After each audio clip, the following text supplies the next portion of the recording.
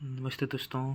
तो आज हम हाजिर हैं अपना एक क्लास 10th का जो था जो हमारी एक्सरसाइज बच गई थी ना, उसे सॉल्व करने के लिए हम यहाँ पर हैं। तो इस पर पहला हमारा क्वेश्चन है ये वाला, वायु में जलाने से पहले मैग्नीशियम रिबन को साफ क्यों किया जाता है। तो मैग्नीशियम रिबन को साफ इसलिए किया जाता है, तो मैग्नीशियम रिबन होती है तो ये क्या करती है, वायुमंडल की जो इस पर धूल वगैरह, धूल जकड़ जो होती है इस पर जमा होती है, इस पर ऑक्सीजन से क्रिया कर लेती है। क्या कर लेती है? ऑक्सीजन से क्रिया कर लेती है। तो इस पर मैग्नीशियम ऑक्साइड की परत बन जाती है। इस पर क्या जाती है? मैग्नीशियम ऑक्साइड की परत बन जाती है। तो मैग्नीशियम ऑक्साइड की इस पर जब परत बन जाती है तो ये क्रिया नहीं कर पाती है ना। तो उसके लिए क्या करते हैं, इसके लिए इसे साफ करते हैं पहले, जिससे कि ये क्रिया कर सके अन्य पदार्थों के साथ, है ना। तो गलत प्रश्न देखेंगे हम। निम्नलिखित रासायनिक समीकरणों के लिए संतुलित क्या करना है आपको? संतुलित उदाहरण देना है ना, संतुलित समीकरण लिखना है। तो देखेंगे इसे, हाइड्रोजन है पहला, ठीक है, लिखा हमने हाइड्रोजन प्लस क्लोरीन गिव्स, अब ये क्या दे रहा है हमें? ये दे रहा है हमें हाइड्रोजन क्लोराइड। तो हाइड्रोजन क्लोराइड कैसा होता है? HCl।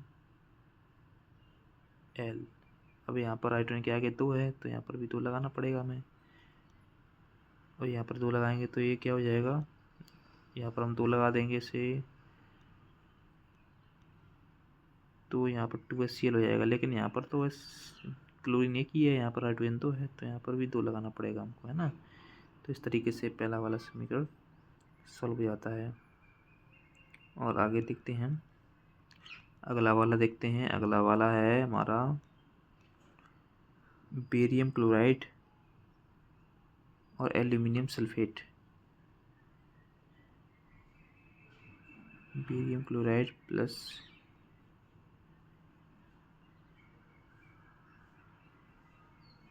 Aluminium sulphate. तो बेरियम क्लोराइड और एल्यूमिनियम सल्फेट में क्या देता है?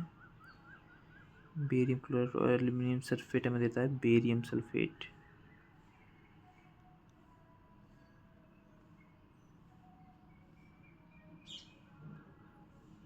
क्या देगा हमें? बेरियम सल्फेट देगा हमें।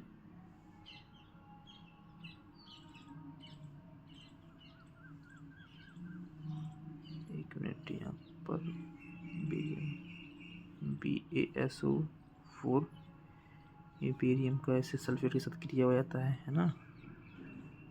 और क्या निकलेगा फिर? एल्यूमिनियम क्लोराइड, है ना, ये निकल गया। ओके, तो ये हमारे 2 नए पदार्थ बनते हैं, है ना। इसको संतुलित करने की आवश्यकता खैर है नहीं। और आगे देखते हैं, इसे आप नोट कर सकते हैं, नोट करते चलिए साथ में। और आगे देखते हैं हम, सोडियम की जल के साथ क्रिया, तो Na+H2O क्या देता है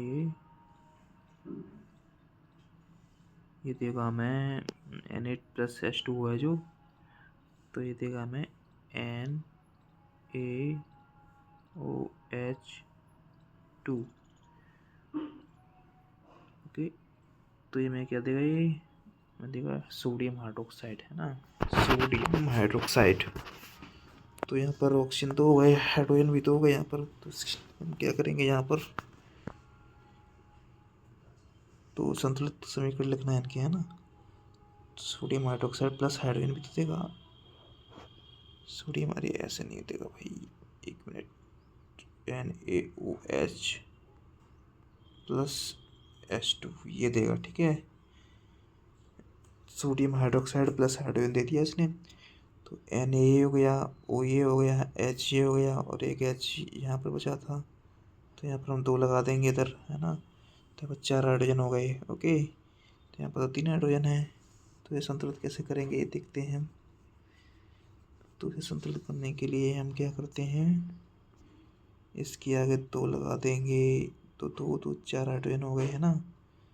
और तो सोडियम भी 2 आ जाएंगे फिर तो, है ना, ऑक्सीजन 2 है ही है, तो इसके आगे भी 2 लगा देंगे, ठीक है। ये अब समीकरण संतुलित हो चुका है ना। और आगे की प्रक्रिया देखते हैं हम, आगे देखते हैं। इसे देखते हैं। जल में बेरियम क्लोराइड तथा सोडियम सल्फेट की विलयन शिव क्रिया करके, तो बेरियम क्लोराइड इसे कैसे लिखेंगे, BaSO4, BaSO4 इसे लिख लिया हमने। तो अगले अब क्रिया करते हैं हम। जल में बेरियम क्लोराइड ये मिलाया हुआ है हमने, ठीक है, और जल में बेरियम क्लोराइड मिला दिया है, और ये सोडियम सल्फेट मिला दिया है, ठीक है।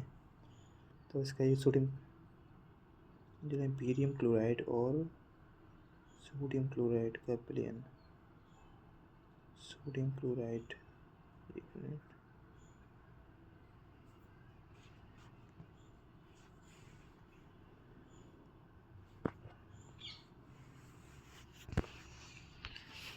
तो जल में बेरियम क्लोराइड तथा सोडियम सल्फेट का विलयन क्या बना रहा है, ये बना रहा है सोडियम क्लोराइड और बेरियम सल्फेट, ये बन रहा है ना।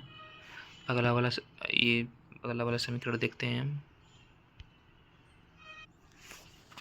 तो ये अगला समीकरण देखते हैं हम। ये ने यहाँ पर सोडियम हाइड्रोक्साइड लिया है ना, और यहाँ पर हाइड्रोक्लोरिक अम्ल लिया, हाइड्रोक्लोरिक अम्ल। उसके बाद यहाँ पर हम सोडियम क्लोराइड बना रहे हैं और जलन कर रहे हैं यहाँ पर, है ना। तो आपका ये समीकरण पूरे हो जाते हैं, ठीक है। एक्सरसाइज पूरी हुई आप लोगों की, ओके। और अगली बुक कंटिन्यू करेंगे हम नेक्स्ट पार्ट में।